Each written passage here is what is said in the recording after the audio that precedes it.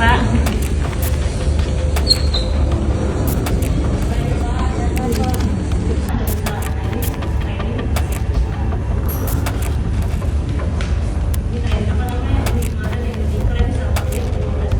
Nah ini kan nggak ada hubungannya dengan Pak Jokowi, tapi beredar di media sosial, hancurkan Jokowi, adili Jokowi.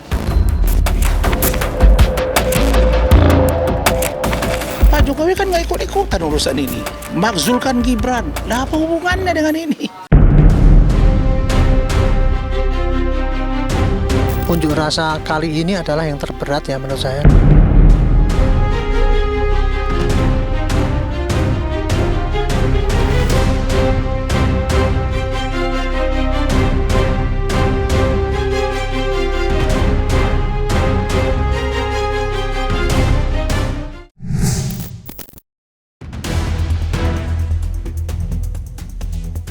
Dalam situasi tanah air yang tengah berada dalam kondisi genting, Wakil Presiden RI, Gibran Rakabuming Raka, menerima perwakilan pengemudi ojek online di Istana Wakil Presiden, Jakarta, pada 31 Agustus 2025 lalu. Menurut informasi yang dibagikan melalui akun Instagram resmi Setwapres.ri, para perwakilan yang hadir berasal dari beberapa platform transportasi daring, yakni Gojek, Grab, Maxim, dan InDrive. Dalam pertemuan tersebut, putra Presiden Joko Widodo itu disebut menampung aspirasi para driver ojol. Namun, pertemuan ini justru menuai sorotan warganet. Banyak yang menduga pertemuan tersebut hanyalah sebuah settingan. Alasannya, pihak yang hadir dinilai tidak merepresentasikan pengemudi online secara nyata. Bahkan, muncul anggapan bahwa orang-orang yang mengenakan seragam platform tersebut bukanlah driver ojol yang sebenarnya, melainkan pihak lain yang salah satunya disebut sebagai taruna. Makasih ya, Pak.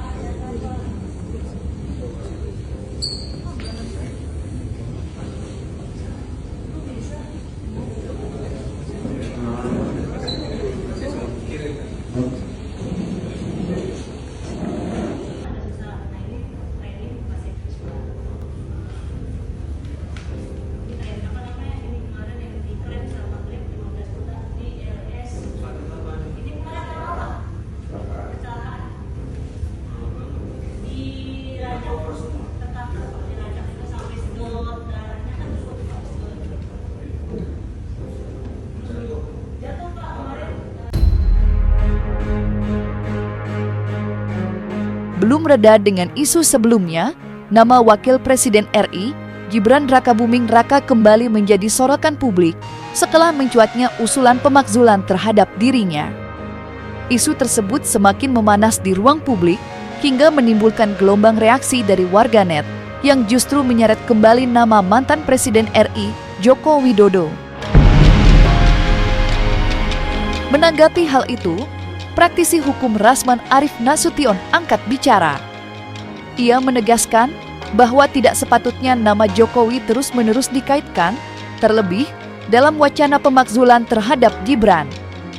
Menurutnya, Jokowi sama sekali tidak memiliki sangkut paut dengan persoalan tersebut. Rasman juga mengingatkan bahwa dinamika politik, khususnya isu pemakzulan, seharusnya dijalankan dalam koridor konstitusi tanpa melibatkan kepentingan politik lain yang justru dapat memperkeruh suasana. Nah ini kan nggak ada hubungannya dengan Pak Jokowi, tapi beredar di media sosial, ini hancurkan Jokowi, adili Jokowi, hancurkan oligarki Jokowi. Kenapa begitu sih sama Pak Jokowi? Pak Jokowi kan nggak ikut-ikutan urusan ini. Makzulkan Gibran, lah apa hubungannya dengan ini? Saya heran aja cara berpikir begini. Nah, orang-orang yang begini menurut saya, ini BIN dan Polri serta TNI terutama Pak Menko Polkam, harus mengamati ini, pergerakan mereka ini. Jangan sampai ya demonstrasi hari ini ditunggangi oleh orang yang punya kepentingan politik lain. Dia hanya satu melakukan tindakan, yaitu melaporkan orang-orang yang menurut dia memfitnah, mencemarkan dan merendahkan harkat martabat beliau. Nggak ada hubungannya sama demo-demo ini. Kenapa kok tiba-tiba ada beberapa orang menghimbau untuk melakukan gerakan mengarah kepada Pak Jokowi dan keluarga? Saya kira ini akan sangat berbahaya. Beliau saja saat ini sedang berada di Medan bersama dengan cucunya. Terus hubungannya dengan Pak Jokowi di demo ini apa? Nah, ini yang menurut saya harus diluruskan gitu. Come on.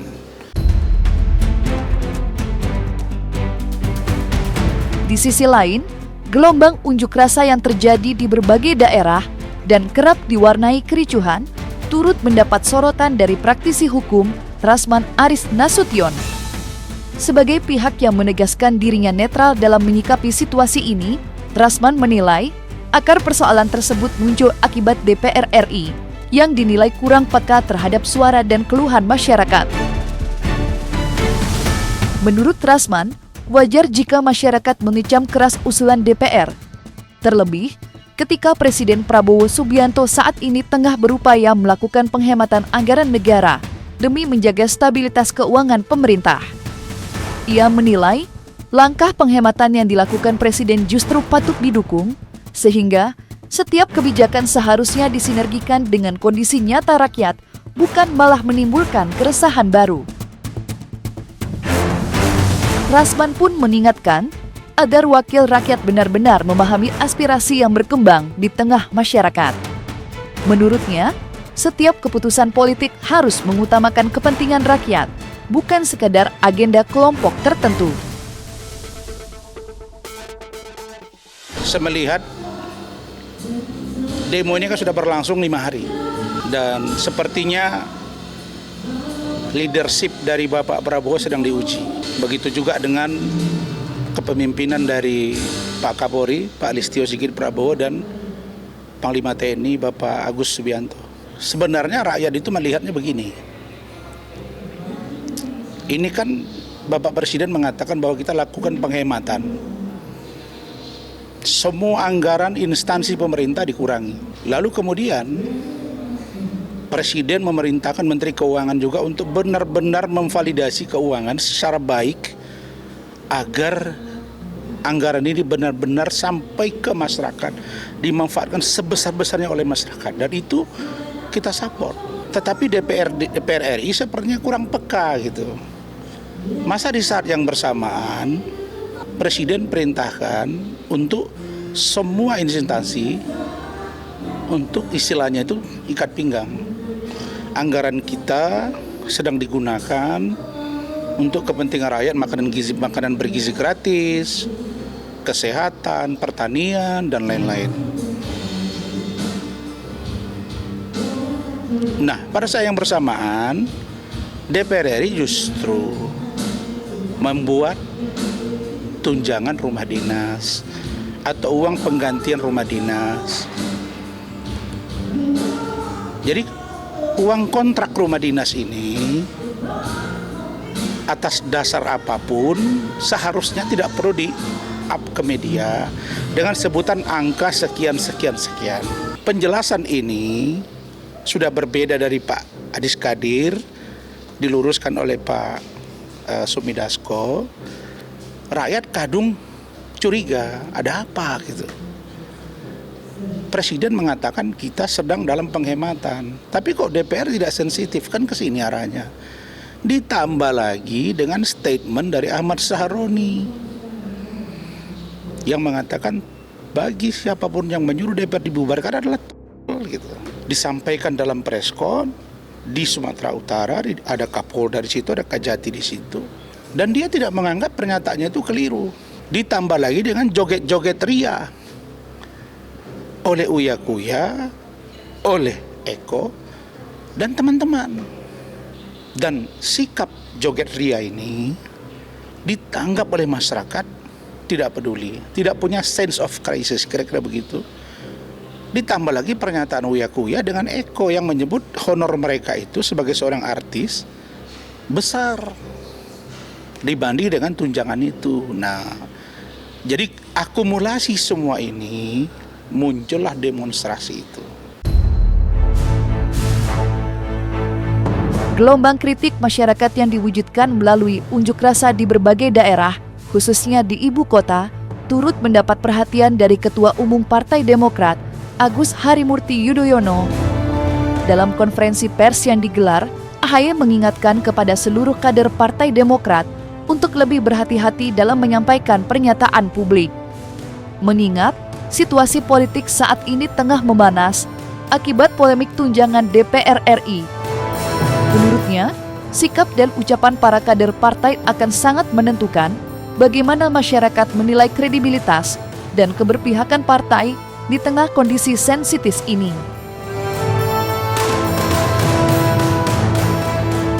Terkait dengan kritik, termasuk desakan berbagai kalangan masyarakat agar ditunda atau dihentikan tunjangan yang dianggap kurang tepat dihadapkan dengan situasi saat ini, apalagi ada sejumlah anggota dewan yang mungkin mengungkapkannya secara kurang simpatik. Kami dengan tegas mengatakan menolak. Jadi artinya kami tidak ingin itu menjadi isu yang berlarut-larut. Kita tolak karena sekali lagi suasana dan situasinya belum tepat. Namun yang lain-lain tentu membutuhkan solusi yang perlu dipikirkan secara komprehensif, karena urgensi dari situasi yang terjadi hari ini itu adalah kombinasi dari politik, hukum, keamanan, ekonomi, dan sosial. Dan banyak aspirasi masyarakat yang harus kami pahami dan kemudian carikan solusinya bersama. Situasi politik yang memanas akibat polemik tunjangan DPR RI belakangan ini semakin keruh setelah sejumlah aksi unjuk rasa diwarnai kericuhan di berbagai titik. Kondisi tersebut menjadi pekerjaan rumah besar bagi aparat keamanan dalam menjaga ketertiban umum, terlebih setelah muncul laporan aksi penjarahan serta perusakan fasilitas negara yang kian memperburuk keadaan. Peristiwa ini turut mendapat perhatian dari Penasihat Hukum Polri, Irjen Pol Purnawirawan Arianto Sutadi. Ia menyayangkan proses demokratisasi yang seharusnya menjadi wadah aspirasi rakyat justru sering dimanfaatkan oleh pihak-pihak tertentu. Menurutnya, keberadaan provokator di tengah masa hanya memperkeruh suasana dan memicu benturan dengan aparat, sehingga tujuan utama dari aksi demonstrasi seringkali bergeser dari penyampaian aspirasi menjadi tindakan anarkis.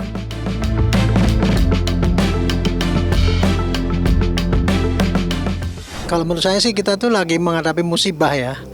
Musibah bagian daripada kegiatan demokratisasi yang mestinya itu menjadi penyaluran aspirasi rakyat kepada pemerintah, tetapi sayangnya sudah dimanfaatkan oleh para provokator untuk menimbulkan kekacauan yang sangat cepat sekali merambah di semua wilayah berupa penjarahan-penjarahan itu. Nah, ini dari pengalaman saya melihat penanganan demonstrasi ini ya. Saya lama jadi polisi 50 tahun ada. Itu setiap penanganan demonstrasi atau unjuk rasa seperti ini, itu pasti kita akan tersusupi oleh pihak-pihak kelompok perusuh itu yang sengaja ingin menciptakan situasi keruh. Yaitu dengan narasi bahwa seakan-akan polisi itu dianggap sebagai alat penguasa yang memberangus kebebasan berpendapat rakyat, sehingga kita ke rakyat tidak diberikan kesempatan untuk menyampaikan aspirasinya, tetapi kemudian malah dicegah dan bahkan disakiti. Kemarin itu malah difitnah, malah katanya itu. Saya kira ini udah bagus ya, kemarin polisi sudah menunjukkan transparansi ya. Biasanya kalau ada kejadian kayak gitu itu kan polisi kan tidak melakukan sidang etik gitu kan, kemudian tidak merahasiakan apa yang terjadi gitu. Kemarin kan tidak itu. Begitu terjadi kejadian itu sore atau malam itu ya, Pak Kapolri malamnya sudah menyatakan minta maaf dan berjanji akan mengusut ini secara transparan.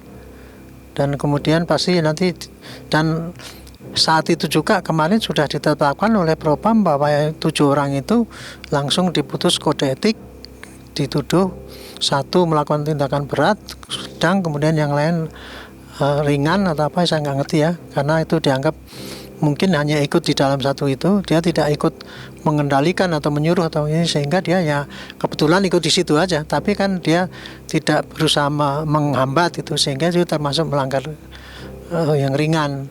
Dan itu ancaman daripada hukuman itu kan ada yang mungkin PTDH nanti, dan itu nanti akan disidangkan besok. Diakui oleh Arianto Sutadi, gelombang unjuk rasa kali ini merupakan salah satu yang paling berat dalam beberapa tahun terakhir. Hal tersebut disebabkan oleh banyaknya massa yang bertindak anarkis, bahkan berusaha memprovokasi peserta aksi lainnya untuk melakukan tindakan yang semaunya. Menurut Arianto, pola pergerakan massa yang tidak terkendali ini menambah beban aparat dalam menjaga keamanan. Ia menilai kehadiran provokator yang menyusup di tengah demonstrasi menjadi faktor utama terjadinya eskalasi kericuhan. Aksi-aksi yang awalnya dimaksudkan untuk menyampaikan aspirasi berubah menjadi tindakan destruktif yang merugikan masyarakat luas. Unjuk rasa kali ini adalah yang terberat ya menurut saya, karena isu-isu yang diangkat itu adalah kulminasi dari berbagai isu-isu di mana rakyat sudah nggak senang atau marah dengan pemerintah ya. Contoh marah dengan kelakuan para DPR, kemudian kepada kebijakan ekonomi, kemudian kepada pola tindakan polisi yang dianggap memihak pada penguasa dan sebagainya itu. Nah kemarin itu ketika para pengunjuk rasa menyampaikan aspirasi, disitulah pasti dimanfaatkan oleh para perusuh untuk menyusup-nyusupkan orang itu untuk memancing kekeruan. Buktinya kan kekeruan itu selalu terjadi setelah pasca selesai unjuk rasa kan, di atas jam 6 sore itu, kemudian dengan pengusakan.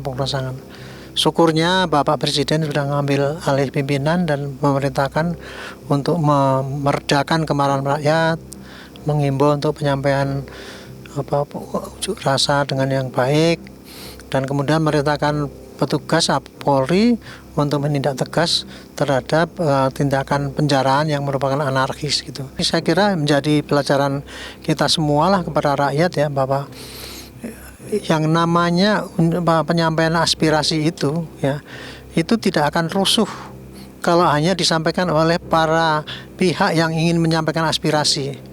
Tapi kerusuhan itu hanya akan terjadi apabila disusupi oleh perusuh yang digerakkan oleh para pendana ataupun provokator untuk menimbulkan kerusuhan daripada proses unjuk rasa ini. Makanya ini ya, jangan sampai kita itu diadu domba oleh pihak perusuh yang ingin membuat negara kita kacau ini.